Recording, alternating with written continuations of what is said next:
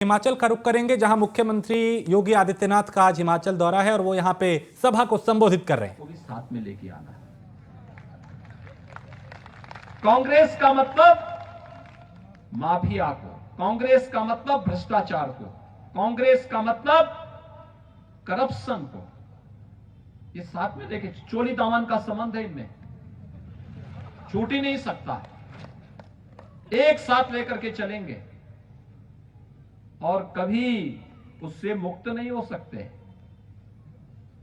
कभी मुक्त नहीं हो सकते ये लोग। और इसलिए देश की जनता कांग्रेस को अब हाशिए पर पहुंचाने के बाद राष्ट्रपिता महात्मा गांधी के सपने को साकार करने जा रही है।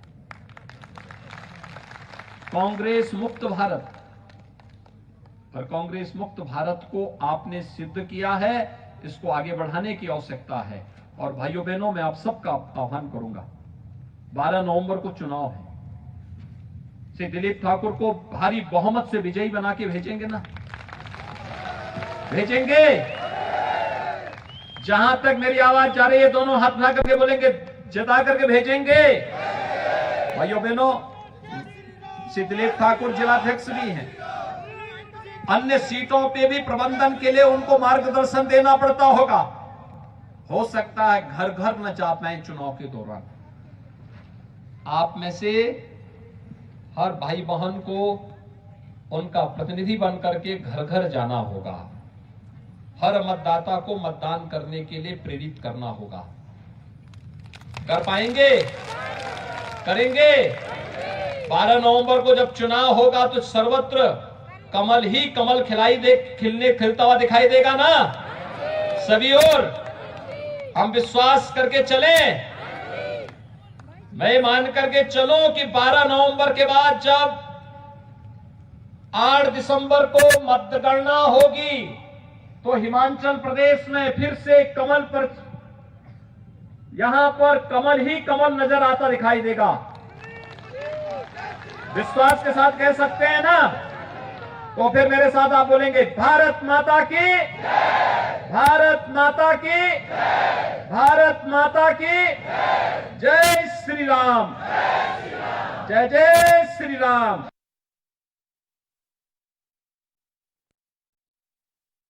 आप सुन रहे थे जिन्होंने चुनावी हुंकार भरी और कांग्रेस पे निशाना साधा।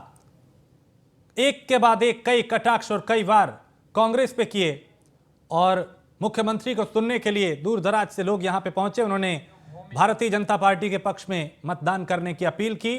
और चूंकि स्टार प्रचारक हैं भारतीय जनता पार्टी के योगी आदित्यनाथ, और किसी भी राज्य में जब चुनाव होता है, चाहे लोकसभा का चुनाव हो, विधानसभा का चुनाव हो या कोई भी चुनाव हो, वो वहां अक्सर प्रचार प्रसार करते हुए दिखाई देते हैं। और यहां पे भी चुनावी सभा को संबोधित करते हुए उन्होंने डबल इंजन की सरकार का जिक्र किया, उपलब्धियों का जिक्र किया और बताया कि आज कैसे भारत बदल रहा है और आज भारत जो है वो दुनिया में एक अलग पहचान बना रहा है।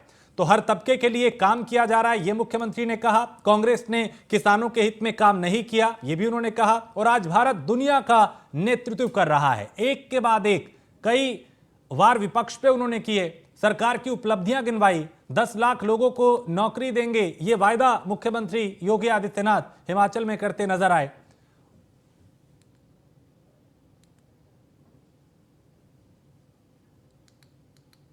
तो कांग्रेस होती तो राम मंदिर नहीं बनता, मुख्यमंत्री योगी आदित्यनाथ ने कहा। अयोध्या में राम मंदिर को तोड़ करके वहां पर एक विवादित ढांचा खड़ा किया था। समय के अंतराल के साथ धर्म चक्र अपना काम किया है और अयोध्या में आज भगवान श्री राम का भव्य मंदिर के निर्माण का कार्य उसी युद्ध स्तर पर आगे बढ़ रहा है। काशी में बाबा विश्वनाथ का धाम फिर से संवर चुका है, काशी विश्वनाथ धाम के रूप में। आपने लोकार्पण कार्यक्रम देखा होगा, आप में से कुछ लोग काशी जाने का अवसर प्राप्त होगा, जाइए देखिए कितना भव्य है। मथुरा वृंदावन में जाके देखिए कितनी भव्यता के साथ काम हुआ है। और विरासत के प्रति सम्मान को आगे बढ़ाने के लिए आज भारत के अंदर युद्ध स्तर पर एक और अपने स्वतंत्रता संग्राम सेनानियों के प्रति सम्मान का भाव है। आजादी के उन सभी नायकों को सम्मान दिया जा रहा है। देश की सीमाओं पर भारत की सुरक्षा करने वाले अपने सैनिकों के प्रति कृतज्ञता ज्ञापित करते हुए उन्हें सम्मान।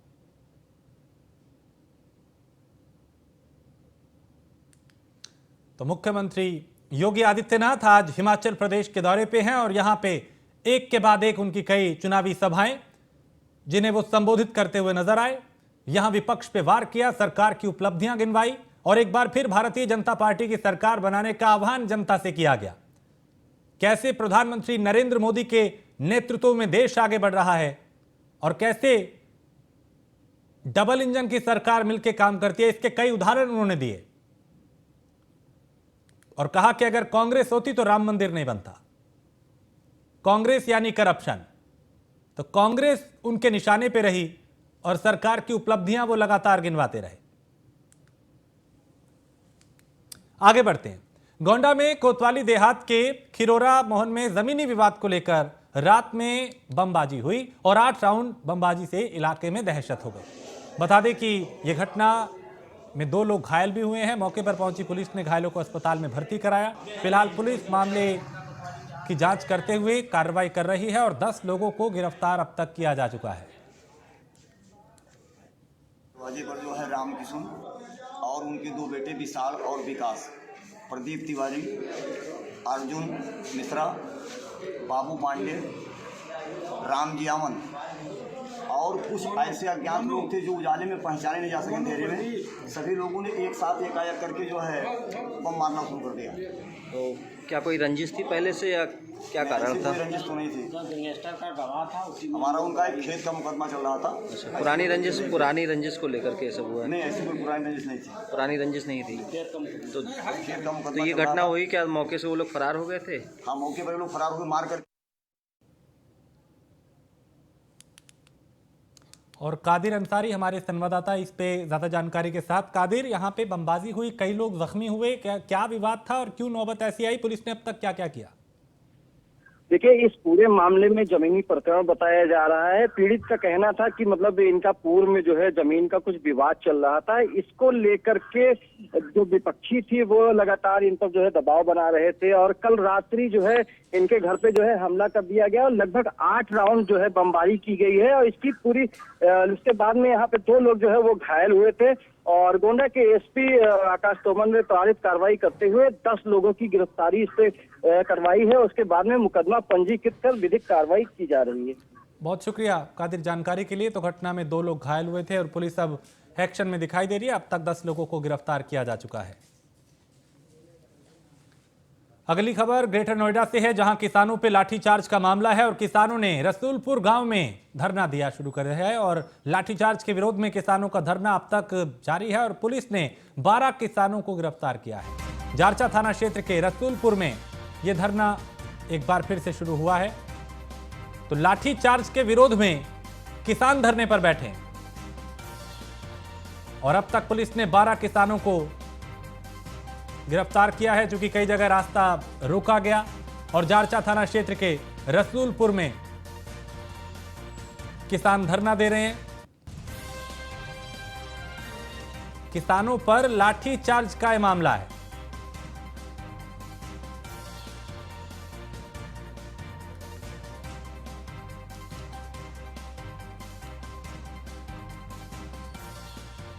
और गाजीपुर के जेके मेमोरियल अस्पताल में एक पीड़ित के साथ अभद्रता की घटना सामने आई है, जहां पीड़ित ने अस्पताल संचालिका डॉक्टर पे मारपीट करने का आरोप लगाया है। बताया यह जा रहा है कि अस्पताल संचालिका ने महिला से ऑपरेशन के नाम पे 40,000 रुपए मांगे, साथ ही स्टाफ के साथ मिलकर मरीज को बुरी तरह पीटा भी। फिलहाल पुलिस केस दर्ज कर मामले की जांच कर रही है।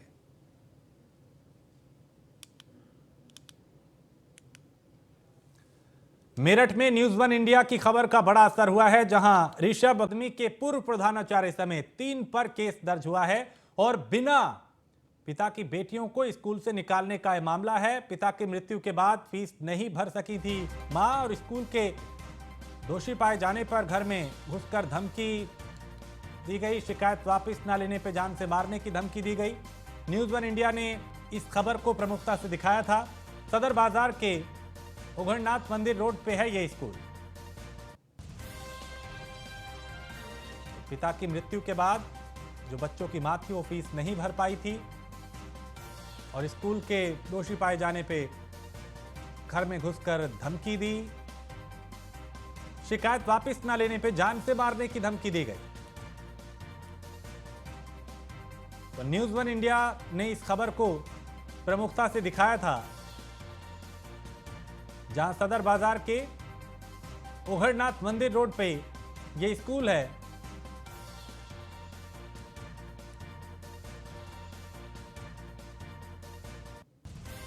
ऋषभ अकादमी के पूर्व प्रधानाचार्य समेत 3 लोगों पर केस दर्ज हुआ है।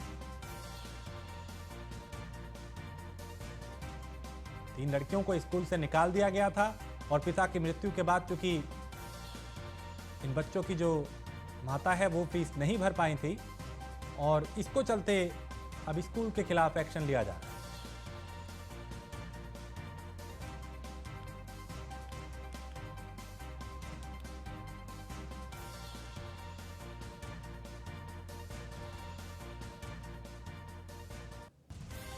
तो सदर बाजार के उघड़नाथ मंदिर रोड पे ये स्कूल है जिसने मनमानी की थी और अब 3 लोगों के खिलाफ केस दर्ज किया गया है। ऋषभ अकादमी के पूर्व प्रधानाचार्य समेत 3 लोगों पर केस दर्ज हुआ है। अतुल हमारे संवाददाता इस पे ज्यादा जानकारी के साथ। अतुल, बेहद ही संवेदनशील ये मामला जिसमें बच्चों की जो फीस नहीं माता जो है भर पाई थी, चूंकि पिता की मृत्यु हो गई थी, स्कूल ने बच्चों को निकाल दिया था। अब तक इस मामले में क्या हुआ? देखिए, मेरठ के साना सदर क्षेत्र का मामला है, जहां पर 2 बच्चियां थी जिनके पिता की डेथ हो गई थी। उसके बाद में जो उसकी माता है वो फीस नहीं भर पाई थी, जिसके चलते बच्चियों को 2 घंटे तक धूप में खड़ा रखा गया था। उसके बाद में बच्चियों ने अपनी माता से शिकायत की थी। माँ बेटी तीनों मिलकर के जब डीएम कार्यालय पहुंची थी तो डीएम साहब ने इस मामले को लेकर एक कमेटी गठित की थी, जिस कमेटी में एसीएम, क्षेत्र अधिकारी और क्षेत्रीय पुलिस ने मौके पर जाकर के जांच की थी, जिसमें दोषी पाए जाने पर 3 लोगों के खिलाफ मुकदमा दर्ज किया गया है। वहीं पीड़ित परिवार के साफ तौर पर कहना है जो बच्चियां हैं बिगर बाप के बेटियों को फीस ना जमा करने पर धूप में 2 घंटे तक रखा गया था। ऋषभ एकेडमी का ये मामला है जिसको न्यूज़ वन इंडिया ने प्रमुखता से इस खबर को चलाया था, जिसके बाद आज जो रिपोर्ट है उसको पेश करने के बाद जिला अधिकारी द्वारा कप्तान के लिए आदेश दिए गए हैं और जिसके बाद में 3 लोगों के खिलाफ मुकदमा दर्ज किया गया है। तो कहीं ना कहीं देखा जाए तो बिगर बाप की बेटियों के लिए जिस तरह से अत्याचार किया गया था उसके बाद में यहाँ पर मुकदमा दर्ज हुआ है और फिलहाल आगे की कार्रवाई, वैधानिक कार्रवाई पुलिस कर रही है। बहुत शुक्रिया अतुल जानकारी के लिए। तो पुलिस अब इस मामले में कार्रवाई कर रही है। 3 लोगों के खिलाफ मुकदमा दर्ज किया गया है।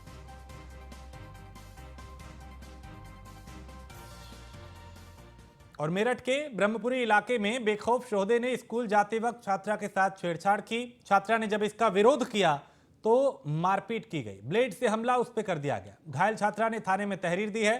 पुलिस फिलहाल मामले की जांच कर रही है, लेकिन दावे महिला सुरक्षा के लिए बड़े बड़े किए जाते हैं। हकीकत यह है कि आज भी लोगों में डर नहीं है, ना पुलिस का, ना प्रशासन का, ना कानून का। और यहाँ एक युवती जो स्कूल जा रही थी उसको परेशान किया गया। जब उसने विरोध किया तो उसके साथ मारपीट की गई, ब्लेड से उस पर हमला किया गया। अब पीड़ित ने मुकदमा दर्ज कराया है, पुलिस मामले की जांच कर रही है। तो स्कूल जाते वक्त छात्रा से छेड़छाड़ की गई थी और जब इसका विरोध किया गया तो लड़की के साथ मारपीट की गई, यहां तक कि उस पर ब्लेड से वार किया गया। अब युवती ने थाने में शिकायत दर्ज कराई है, लेकिन इस तरह की घटनाएं आए दिन सामने आ रही हैं, जो ये बता रही है कि अब भी आपराधिक मानसिकता के जो लोग हैं उनमें पुलिस प्रशासन का डर नहीं है। और लखनऊ से खबर है, जहां 3 अफसरों को प्रमोशन मिला है। 3 अफसर प्रमोट होके डीआईजी से आईजी बने हैं। 2004 बैच के 3 आईपीएस अफसर प्रमोट किए गए हैं, जिसमें डीआईजी रामलाल वर्मा, पूनम श्रीवास्तव और अनिल कुमार आईजी बने हैं। इनका प्रमोशन हुआ है। तो 2004 बैच के 3 आईपीएस अफसरों को प्रमोट किया गया है और डीआईजी रामलाल वर्मा, पूनम श्रीवास्तव और अनिल कुमार, इन्हें आईजी बनाया गया है। तो 3 अफसरों को प्रमोशन मिला है। जाहिर है जो बेहतर काम कर रहे हैं उनका प्रमोशन किया जा रहा है। और जो अपने काम में लापरवाही कर रहे हैं उनके खिलाफ एक्शन भी लिया जा रहा है। शासन की नजर हर तरफ है। जो अफसर समाज को बेहतर बनाने की दिशा में कदम उठा रहे हैं उनको और बड़ी जिम्मेदारियां दी जा रही हैं, और जो अपनी जिम्मेदारियों को ठीक से नहीं निभा पा रहे उनके खिलाफ एक्शन भी लिया जा रहा है।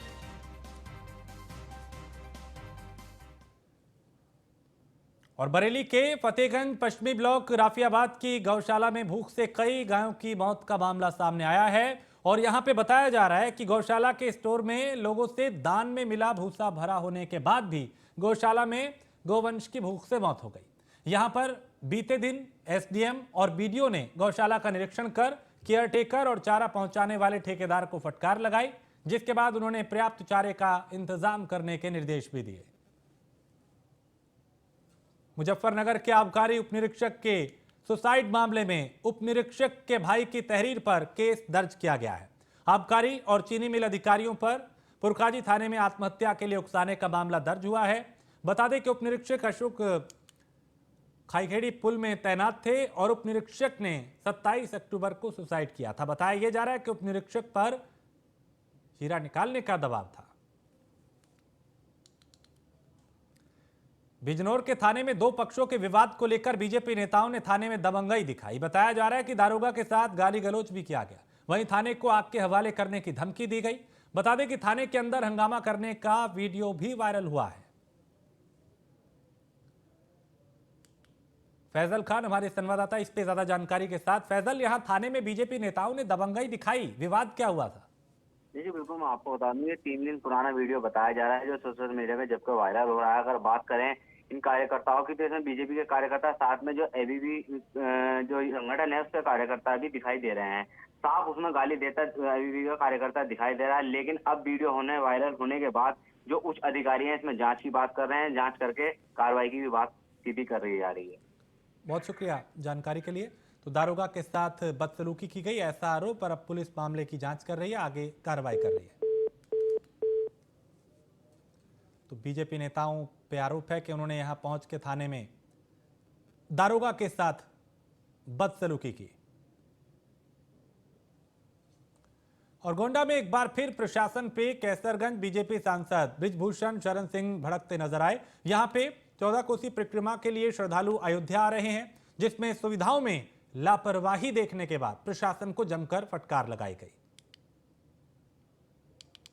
कादिर अंसारी हमारे संवाददाता। कादिर, यहां पे चूंकि अब परिक्रमा चल रही है और उसमें किस तरह की लापरवाही देखी गई जिसपे सांसद महोदय भड़क उठे?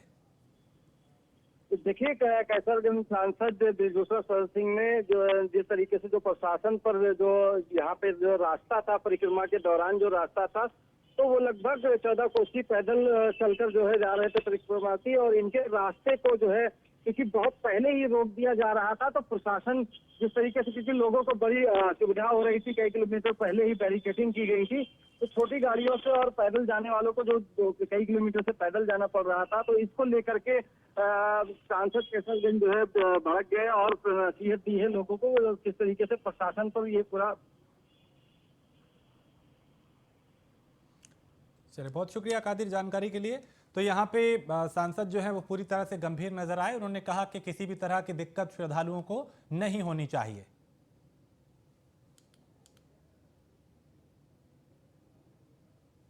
और लखनऊ से खबर है, जहां एंटी करप्शन कोर्ट में पूर्व निजी सचिव का सरेंडर हुआ है। कोर्ट ने 14 दिन की न्यायिक हिरासत में भेजा है उन्हें। 3 नवंबर को मामले की अगली सुनवाई होगी। लंबे समय से फरार था विवेकानंद डोबरियाल और राजस्व परिषद के चेयरमैन का था निजी सचिव। पद के दुरुपयोग और भ्रष्टाचार का इस पर आरोप था, जिसने आज सरेंडर किया है। नीलेश चौहान हमारे संवाददाता इस पे ज्यादा जानकारी के साथ। नीलेश, काफी वक्त तक फरार रहने के बाद आज इस शख्स ने सरेंडर किया है, जिसपे राजस्व परिषद के चेयरमैन, चूंकि कई तरह के इस पे आरोप थे कि पद का दुरुपयोग किया, भ्रष्टाचार का आरोप भी था इन पे। देखिए, बिल्कुल लंबे समय से फरार चल रहे विवेकानंद डोबरियाल की पूर्व निजी सचिव रहे हैं। लंबे अरसे से फरार चल रहे थे। एंटी करप्शन कोर्ट में पहुंचकर इन्होंने सरेंडर किया। इनके ऊपर गंभीर आरोप है, चाहे वो भ्रष्टाचार संबंधित आरोप हो या अपने पद का दुरुपयोग संबंधित आरोप हो। कई कर्मचारियों ने मिलकर इनके खिलाफ मोर्चा खोला था। कई मुकदमे इनके ऊपर दर्ज कराए गए थे। पद का दुरुपयोग कर जिलों में तैनात तहसीलदार कानून को लेखपालों से संपर्क कर ट्रांसफर जांच में भ्रष्टाचार के आरोप भी इनके ऊपर लगे थे। कैसरबाग थाने में विवेकानंद डोबरियाल के खिलाफ संगीन धाराओं में मुकदमा दर्ज है। साथ ही साथ बात करें तो कोर्ट ने डोबरियाल को 14 दिन की न्यायिक हिरासत में जेल भेज दिया है। अगली सुनवाई जो है मामले की 3 नवंबर को तय की गई है। फिलहाल ये कहा जा सकता है कि लंबे अरसे से फरार चल रहे हैं, चाहे वो भ्रष्टाचार का आरोप रहा हो, कर्मचारियों को धमकाने का आरोप रहा हो, पैसा लेकर ट्रांसफर पोस्टिंग करने का आरोप रहा हो, उन तमाम आरोपों के चलते डोबरियाल लगातार फरार चल रहे थे। लेकिन आज जो है एंटी करप्शन कोर्ट में इन्होंने खुद को सरेंडर कर दिया है। बहुत शुक्रिया नीलेश जानकारी के लिए। तो 3 नवंबर को अगली सुनवाई होगी और आज इन्होंने सरेंडर किया है। लंबे समय से फरार था विवेकानंद डोबरियाल। और बाराबंकी के लखनऊ अयोध्या हाईवे पे कंटेनर और ट्रैक्टर ट्रॉली में जोरदार टक्कर हुई। टक्कर इतनी तेज थी कि हादसे में ट्रैक्टर चालक की मौके पर ही मौत हो गई। हादसे के बाद कंटेनर चालक मौके से फरार हो गया। फिलहाल सूचना पर पहुंची पुलिस ने शव को कब्जे में लेकर पोस्टमार्टम के लिए भेजा और मामले की जांच शुरू कर दी। कंटेनर में टक्कर मार वापस आ ले चलाया ऊपर। लगभग कितने बजे ये हादसा हुआ है? अरे करीब 4 बजे हुआ होगा। 4 बजे। इसमें क्या हादसे में किसी की मौत हुई है क्या? हाँ, एक ड्राइवर की। क्या नाम है? सुनील कुमार। मेरठ में चोरों का आतंक लगातार जारी है। हाल ही में चोरों ने बंद मकान में लाखों की चोरी की वारदात को अंजाम दिया था। इस दौरान पूरा परिवार शादी में गया था। जैसे ही परिवार लौटा तो पुलिस को वारदात की जानकारी दी। मामला लिसाड़ी गेट क्षेत्र के श्यामनगर का बताया जा रहा है। इससे पहले भी चोरी की कई वारदातें यहां पे हो चुकी हैं और ये चोरी की घटना भी कैमरे में कैद हुई है।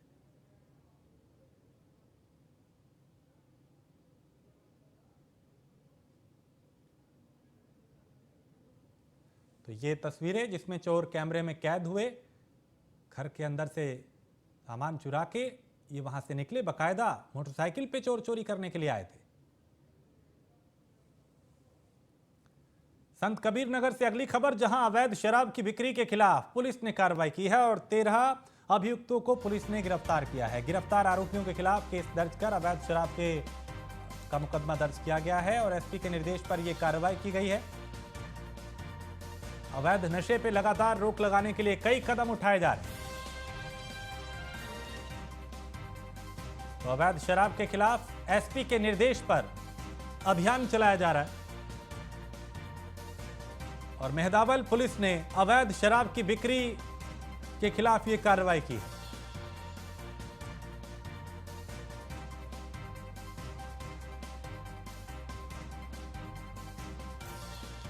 बागपत में करीब 15 दिन पहले हुई विवाहिता की मौत के मामले में कार्रवाई की मांग को लेकर मृतका के परिजनों ने एसपी ऑफिस पे प्रदर्शन किया। यहां पे प्रदर्शन कर रहे परिजनों का आरोप है कि मुकदमा दर्ज होने के बाद भी आरोपियों की गिरफ्तारी नहीं हो पाई। यह मामला खेकड़ा थाना क्षेत्र के साकरोद गांव का बताया जा रहा है।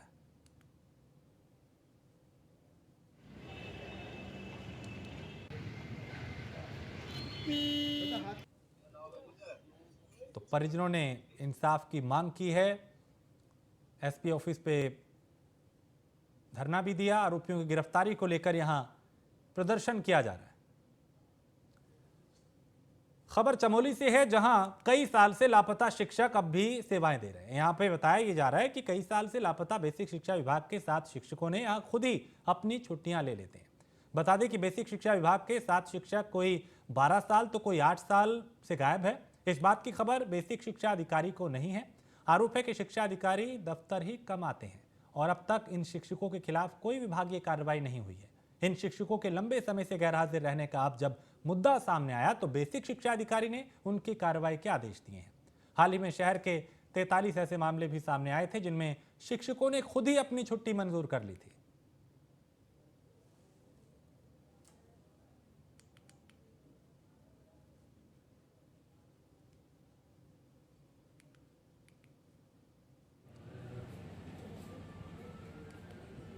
बेसिक शिक्षा अधिकारी ने कार्रवाई का आदेश दिया है।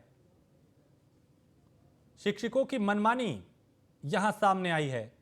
सुधार की बातें तमाम की जाती हैं, दावे भी किए जाते हैं, कदम भी उठाए जाते हैं, लेकिन शिक्षा विभाग में कई बार इस तरह की लापरवाहियां सामने आती हैं। अयाज हमारे संवाददाता इस पे ज्यादा जानकारी के साथ। अयाज, शिक्षा विभाग जो है वो लगातार कई बार सवालों के घेरे में रहा है, वो भी तब जब सुधार की तरफ कई कदम उठाए जा रहे हैं। यहाँ पे ये क्या विवाद है शिक्षकों का? जी बिल्कुल, पिछले काफी वक्त से इस तरीके के यहाँ पे अधिकारी जो तैनात हैं, बीएसए की बात करें, जितने लापरवाह हैं, उन्हें यही जानकारी नहीं है कि हमारे यहाँ कितने शिक्षक मौजूद हैं और कितने कितने गायब हैं। हालांकि 8-8, 10-10 साल से छुट्टी लिए हुए हैं ये लोग, छुट्टी पे हैं। तो कहीं ना कहीं एक बड़ा सवाल उठता है शिक्षा विभाग पे, अधिकारियों पे, कि उनको अपने शिक्षकों की जानकारी नहीं है। 12 साल से ज्यादा छुट्टी पे, एक भी और लगातार एक भी ऐसा कोई उनका जो नहीं है जिससे कि उन्हें देखा जाए, पहचाना जाए या बात हो किसी तरीके। हमने अधिकारी से जानने की कोशिश की तो साफ तौर पे ये जवाब मिला कि कार्रवाई की जा रही है। जब ये बात सुर्खियों में आती है तब कार्रवाई की बात की जाती है। हालांकि जब तक लापरवाही बनी रहती है तो कहीं ना कहीं एक बड़ा सवाल है। 17 शिक्षक ऐसे हैं अलग अलग ब्लॉक में, अलग अलग तहसीलों में, जिनपे जो गायब हैं, लापता हैं। चलिए, बहुत शुक्रिया यार जानकारी के लिए। तो कई शिक्षक ऐसे हैं जो लापता हैं और कई ऐसे जिन्होंने खुद ही अपनी छुट्टी मंजूर कर